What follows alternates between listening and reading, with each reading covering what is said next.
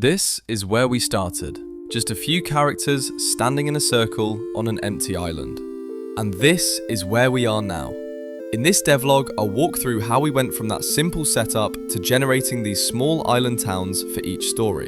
The goal wasn't just to make things look better, it was to create a space where a quest can exist without breaking consistency. If we tried to place everything in a shared world, we'd run into problems pretty quickly.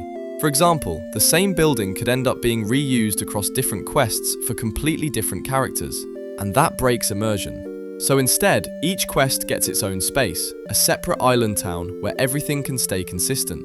Once we had that idea, we started building the island itself. The first layer was terrain.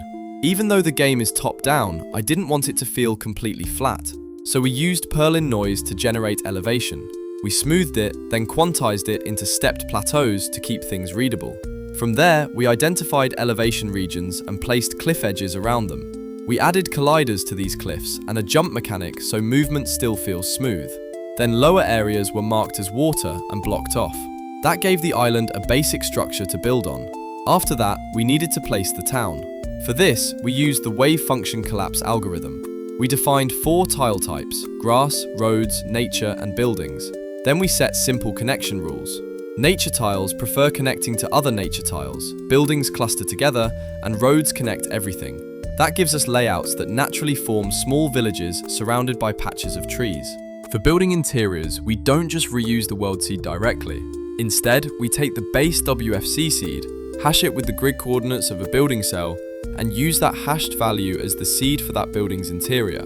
Then we generate the inside using a simpler set of room modules with different wall combinations. This gives each building a deterministic interior that still stays tied to the town it came from, into buildings and spawn characters inside them. So now the quest exists inside the world, not outside it. At this point, the world looked better, but it still felt a bit empty. So I added more NPCs.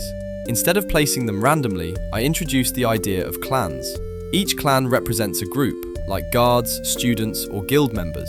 We generate NPCs for each clan and assign them to specific areas. Quest characters can belong to these groups, so they naturally end up surrounded by related NPCs. That gives the town more structure. Then I added NPCs and some additional townsfolk to fill empty spaces. That's when the town started to feel more lived in. So this wasn't really about generating terrain or towns on their own. It was about moving from something like this, a few characters in a circle, to a space that can actually support a story. This is part of Project Niati, where I'm exploring AI-driven game content. If you're interested in this direction, feel free to follow along.